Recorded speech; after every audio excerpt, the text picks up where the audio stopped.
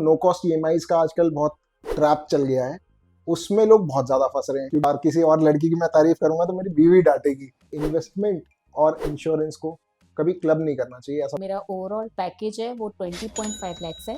Okay. और somewhat अगर मैं इन हैंड बताऊं तो अराउंड 1.20 lakhs मेरे पास है। और इवेंचुअली आप वो ट्रैप में फंसते जाते हो, आपको लगता है कि यार मैं फंस गया, अब मैं किसी और को कैसे फंसाऊं। यस। कोई क्रेडिट कार्ड वगैरह रखते हो आप कोई? नहीं, मैं क्रेडिट कार्ड यूजर नहीं हूँ।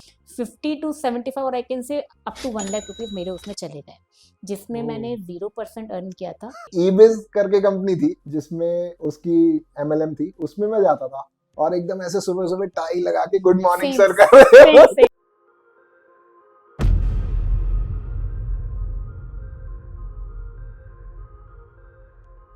Hello guys, welcome to yet another episode of money mistakes. मैं हूं तरुण और आप देख रहे हैं अंकित एंड तरुण शो। तो आज हमारे साथ एक बहुत स्पेशल गेस्ट है, उनका नाम है दीक्षा। अभी क्विकली आपसे उनका इंट्रोडक्शन कराते हैं। तो दीक्षा, वेलकम टू द शो। कैसा फील कर रहे हो आप? या thank you so much Tarun, first of all.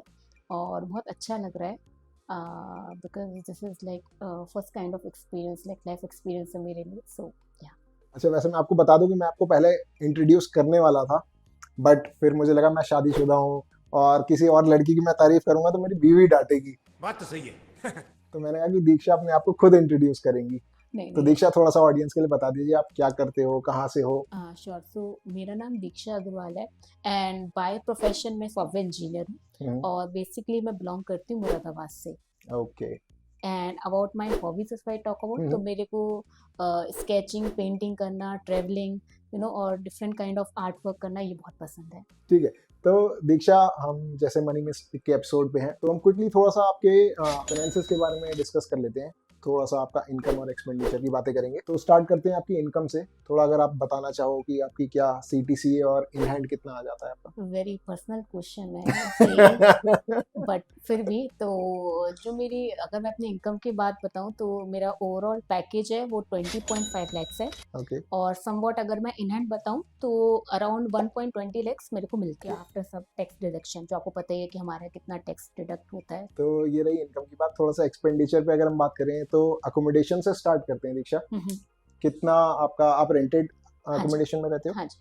Okay. और क्या रेंट वगैरह? जो मेरा मंथली जो रेंट है वो 12,000 रुपीज है। और फूड वगैरह पे, ग्रोसरी पे ओवरऑल एक रफ एस्टिमेट क्या खर्च हो जाता होगा आपका? अप्रोक्स 10,000 आप लगा के चलो, बिकॉज मेड भी है तो ओवरऑल 10,000 बैठ जाता है। इसके अलावा अगर हम ट्रांसपोर्टेशन या कम्यूट की बात करें, आपका ऑफिस खुला है आजकल या आप वर्क फ्रॉम होम कर नहीं, रहे हो? Kind of work from home है। कभी वीक में एक दिन या मंथ में कभी 2 बार ऐसा जाना होता है, तो वो काइंड ऑफ ओके, आप लगा दो ना के बराबर ही है। ठीक है। तो कम्यूट पे कुछ ज्यादा हाँ खर्च जी। नहीं होता। हम्म। इसके अलावा एक ब्रॉड कैटेगरी, अगर हम एंटरटेनमेंट या शॉपिंग वगैरह की बात करें, शॉपिंग तो मेरे ख्याल से काफी मेजर कंसर्न होता है। हाँ, तो शॉपिंग पे, एंटरटेनमेंट पे क्या स्पेंड हो जाता होगा? अगर शॉपिंग और सब पूरा ओवरऑल देखूं तो अप्रोक्स 8 to 10,000 आप लगा के चलो। मैं हम्म, हायर साइड पे बता रही हूँ, तो कभी क्योंकि किसी मंथ ज्यादा होता है कम, तो 8 to 10,000 अप्रोक्स। तो दीक्षा, अगर हम थोड़ा कुछ लोन्स वगैरह की बात करें तो आपका कोई लोन वगैरह भी चल रहा है क्या? जैसे आपने बताया कि आप कम्यूट खुद से करते हो। नहीं, लोन अभी कोई नहीं है, बट हाँ प्लान तो हर किसी के होते हैं। तो हम्म। लाइक मेरा भी है कार या होम परचेज करने का, लेकिन अभी एज सच कोई लोन एज नहीं सच कोई नहीं है। कोई क्रेडिट कार्ड वगैरह रखते हो आप कोई? है। नहीं, मैं क्रेडिट कार्ड यूजर नहीं हूँ। मैं हमेशा 100% डेबिट कार्ड ही यूज करता हूँ। शॉकिंग है, मतलब आईटी इंडस्ट्री में काम करने वाले लोग क्रेडिट कार्ड नहीं रखते, ऐसा man बहुत कम देखने को मिलता है। हाँ, आप कह सकते हो। कोई स्पेसिफिक रीजन कि आप क्यों नहीं प्रेफर करते हो? उसका रीजन एज सच तो नहीं है, बिकॉज एक तो क्या है कि ओवर स्पेंडिंग होती है, प्लस क्या होता है कि मुझे लगता है कि अगर आप क्रेडिट कार्ड के थ्रू कुछ भी परचेज करते हो तो आपको एक्स्ट्रा अमाउंट बाद में देना पड़ता है। मतलब मेरा जो कुछ सोचना ऐसा है, तो मैं अवॉइड ही करती हूँ क्रेडिट कार्ड यूज करना। Nice. I mean Diksha, I really want to appreciate you. जो हमने यूजुअली देखा है, लोगों को आइडिया नहीं लगता कि वो कितना स्पेंड कर रहे हैं, क्योंकि Yes, क्रेडिट पे उनको पैसा मिल रहा होता है कुछ दिनों के agree. लिए, तो वो स्पेंड करते चले जाते हैं और इवेंचुअली लास्ट में जब आपको बिल पे करना होता है तो हाय तौबा हो जाती है कि अब ये पैसा कहाँ से लाएं। और खासकर जो नो कॉस्ट ईएमआईज का आजकल बहुत ट्रैप चल गया है, उसमें लोग बहुत ज्यादा फंस रहे हैं, क्योंकि 60,000 का, 80,000 का आईफोन है, 5,000 की ईएमआई पे मिल जा रहा है। उनको लग रहा है सिर्फ 5,000 जा रहे हैं, एक्चुअल में उनकी कई बार सैलरी से भी ज्यादा अमाउंट का वो फोन होता है। तो इस तरह की नो कॉस्ट ईएमआई के ट्रैप में बहुत लोग फंस रहे हैं। Agree. तो आई रियली अप्रिशिएट कि आप उन सब ट्रैप से दूर रह रहे हो। बट इसके अलावा एक ये भी बात है कि credit card as a product, मैं बहुत सारे क्रेडिट कार्ड्स रखता हूँ और मैंने देखा है कि बहुत सारे लोग क्रेडिट कार्ड को बहुत अच्छे से यूज भी कर लेते हैं। इवेंचुअली उस पे आपको रिवॉर्ड्स बहुत अच्छे मिल जाते हैं, एयरपोर्ट लाउंज एक्सेसेस वगैरह मिल जाते हैं। ऐसे बहुत सारे क्रेडिट कार्ड्स हैं, अच्छे अच्छे रिवॉर्ड्स हैं। जैसे एक सिटी का रिवॉर्ड कार्ड आता था, अब तो सिटी एक्सेस में मर्ज हो गया है, बट इस तरह का एमएक्स का और इस तरह के बहुत सारे अच्छे कार्ड्स हैं जिन पे आपको बहुत बढ़िया रिवॉर्ड्स मिलते हैं और आप इवेंचुअली उनको इनकैश करके अच्छा अमाउंट एक अपने पॉकेट में ले लेते हो। Yeah, that's right, but सुन मेरी बात, it's her choice. Of course. Obviously it's personal choice, Yeah. But हाँ अगर कोई अच्छे से क्रेडिट कार्ड यूज करता है तो that's a really good thing. इसके अलावा अगर हम दीक्षा बात करें तो कुछ इंश्योरेंसेस पे आते हैं। इंश्योरेंस, आपका कोई इंश्योरेंस आपने करा रखा है? मेरे एक लाइफ LIC है, LIC पॉलिसी है, हम्म। क्योंकि वो हर आई गेस हर किसी के पास ही होती है हाँ। स्टार्टिंग से ही, अगर आप जॉब में आ गए हो। इसके अलावा मेडिकल इंश्योरेंस मैंने नहीं करा रखा है बिकॉज मेरे एम्प्लॉयर ने मुझे दे रखा है, तो अच्छा, मैंने अपना पर्सनल नहीं करा रखा है, जो एम्प्लॉयर ने दे रखा है वही मेरा चल रहा है। तो ठीक है। तो दीक्षा आपने 2 पॉइंट यहाँ पे टच किए। पहला कि आपने बताया कि आपने LIC करा रखी है, हाँ जी, तो LIC ऐसा है कि उसकी मैच्योरिटी पे आपको कुछ पैसा वापस भी मिलने वाला है, ऐसी yes I LIC? Guess, yes, हाँ जी।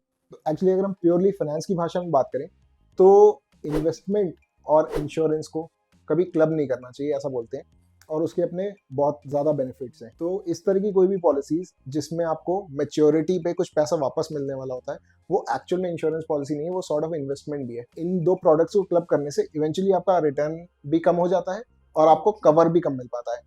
तो आई वुड सजेस्ट कि अगर आप एक टर्म इंश्योरेंस प्लान करोगे तो वो ज्यादा बेटर रहेगा। दूसरा पॉइंट आपने टच किया कि आपके पास कोई इंडिविजुअल पॉलिसी नहीं है मेडिकल इंश्योरेंस की, आपका ग्रुप पॉलिसी है जो आपके एम्प्लॉयर ने दे रखी होगी Yes. आपको, है ना। उसमें भी ये रिकमेंडेड रहेगा, क्योंकि अभी तो हम जॉब कर रहे हैं, मे बी हम 60 ईयर्स तक जॉब करेंगे, तो तब तक तो आप जॉब चेंज करते रहोगे और आपका नया एम्प्लॉयर जो भी होगा वो आपको इंश्योरेंस प्रोवाइड करेगा। बट इवेंचुअली उसके बाद जब एक्चुअल में आपको इंश्योरेंस की जरूरत है और आप वो खरीदने जाओगे, तो उस एज में आप खुद ही कैलकुलेट कर सकते हो कितने हाई प्रीमियम्स होंगे। अगर हम आज की डेट में अपने पेरेंट्स के लिए भी लेना चाहें तो बहुत ही ज्यादा हाई प्रीमियम की पॉलिसीज होती हैं। उसमें एक मेरा छोटा सा सजेशन रहेगा कि जितना अर्ली इन द लाइफ हम एक सेपरेट मेडिकल इंश्योरेंस ले लें। रफली वो मैं रेकमेंड करूंगा हमारी एज के लोगों के लिए करीब 10 लाख का, और उस पे 20 से 40 लाख का टॉप अप ले सकते हैं, बहुत ही कम प्रीमियम में आ जाता है वो। That would be my recommendation. Sure, thank you.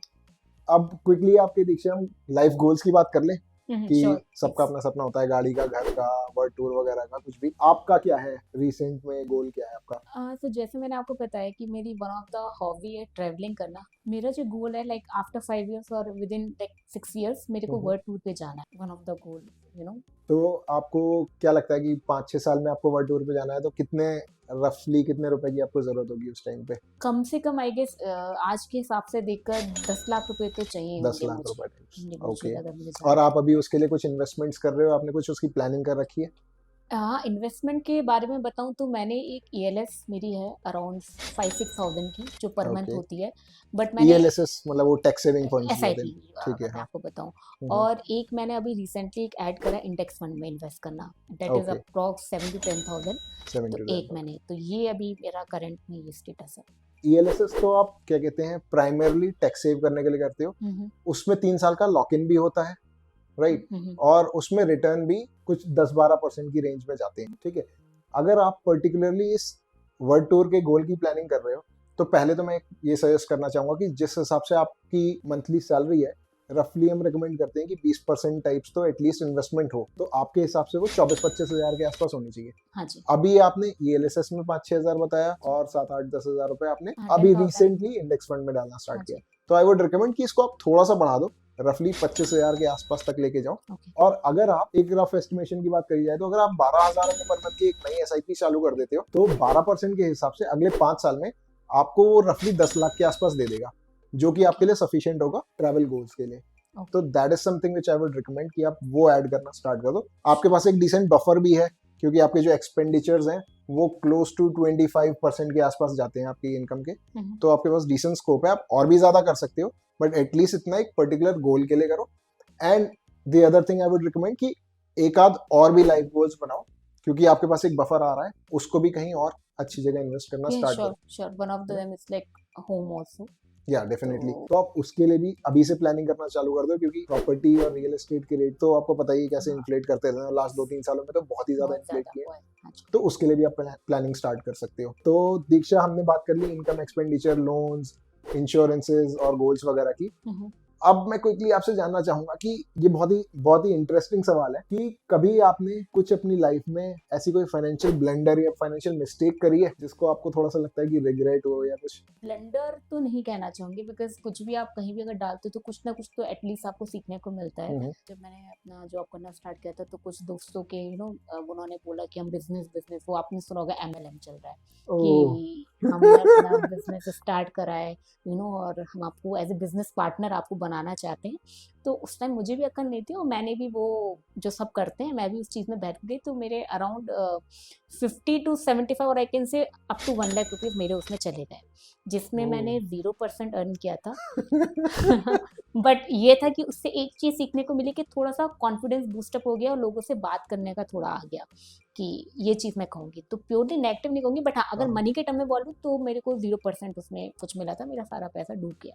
तो आपने देखा होगा कि MLM की बात करते ही मेरी आंखों में एकदम रौनक आ गई हाँ थी, बिकॉज क्योंकि ये एग्जैक्टली ये गलती मैं भी अपने स्टार्टिंग फेज हर में कर बंदा चुका हूँ। फेस कर चुका है इस चीज को। एक एक ईबिज करके कंपनी थी जिसमें उसकी MLM थी, उसमें मैं जाता था और एकदम ऐसे सुबह सुबह टाई लगा के गुड मॉर्निंग सेम सर कर रहे सेम सेम होते थे। वो अब मुझे लगता है कि कितना बेवकूफ बनती थी वो। मतलब जो एग्जैक्टली। मैं जिसमें मैंने इन्वेस्ट किया था वो भी काइंड ऑफ सेम कंपनी थी, मैं नाम नहीं बोलना चाहूंगी, हाँ। बट वो भी ये सब था कि एकदम टाई वाई, मतलब इवन आपको ऐसा लगेगा कि आप सच्ची में कहीं के CEO बन गए हो। तो दीक्षा, ये मैं कहना चाहूंगा आपने बहुत ही बढ़िया एक्सपीरियंस शेयर किया। मतलब मैं सोच ही रहा था कि और ऐसे कौन से लोग मुझे मिले जिन्होंने लाइफ में कभी पहले MLM में इन्वेस्ट किया हो, नहीं, बहुत क्योंकि लोग मेरे मिल फ्रेंड जाएंगे। सर्कल में मेरे को बहुत कम लोग दिखते थे। और इवेंचुअली जब मैं भी MLM में मैंने ज्वाइन किया था तो मैं बहुत हेजिटेट करता था लोगों के पास जाने के लिए कि मैं कैसे उनको बोलूं कि ये एक छोटा सा कोर्स है या कुछ है और आपको इतने 10-15 हजार रुपए इन्वेस्ट करने हैं। बहुत टफ एक्चुअली होता था एक्चुअल में। Sorry to interrupt you, but because ये होता है, बिकॉज आपके अंदर से आवाज नहीं आती कि आप खुद ही कॉन्फिडेंट नहीं होते हाँ, हो कि आप सामने वाले से कैसे रुपए निकाल लो। और इवेंचुअली आप वो ट्रैप में फंसते जाते हो। आपको लगता है कि यार मैं फंस गया, अब मैं किसी और को कैसे फंसाऊं, यस है ना? तो हम उसे एज अ बिजनेस नहीं परस्यू कर पाते। किसी और ने किया है जिसने हमको एनरोल कराया, पर हम उसे एज अ बिजनेस नहीं परस्यू कर अग्री पाते। तो MLM टाइप की चीजों से मैं तो एक्चुअल में बहुत दूर रहना चाहूंगा। Same for me. पर ये अब बहुत नहीं बढ़िया जाना, चीज अब थी। नहीं जाना। तो काफी इंटरेस्टिंग सेशन था दीक्षा ये मेरे लिए स्पेशली। बहुत अच्छी चीजें आपने बताई और बहुत ही अच्छे तरीके से मैं कहना चाहूंगा आप अपने फाइनेंसेस को मैनेज कर रहे हो। इन्वेस्टमेंट्स थोड़ी सी और बढ़ाने की जरूरत है और Sure. बहुत बढ़िया आप कर रहे हो। Thank you so much for joining us. Thank you so much. और इसी के साथ हम इस सेशन को एंड करते हैं। थैंक यू सो एक मच। क्विकली मैं ऑडियंस को अपील करना चाहूंगा कि अगर आप लोग इसी तरह का कुछ फाइनेंशियल मिस्टेक्स पे डिस्कशन करना चाहते हैं, हमसे मिलना चाहते हैं और चाहते हैं कि हम आपको कुछ फाइनेंशियल प्लानिंग में गाइड करें, किस तरह से आप अपनी रिटायरमेंट प्लानिंग कर सकते हैं या आपका कोई गोल है घर लेने का या कुछ भी, उसके बारे में बात कर सकते हैं, तो गूगल फॉर्म का लिंक दिया है हमने एक डिस्क्रिप्शन में, उसको जरूर जाके भरें। और इसी के साथ दीक्षा को करते हैं बाय और मिलेंगे आपसे नेक्स्ट एपिसोड में। टाटा। Thank you.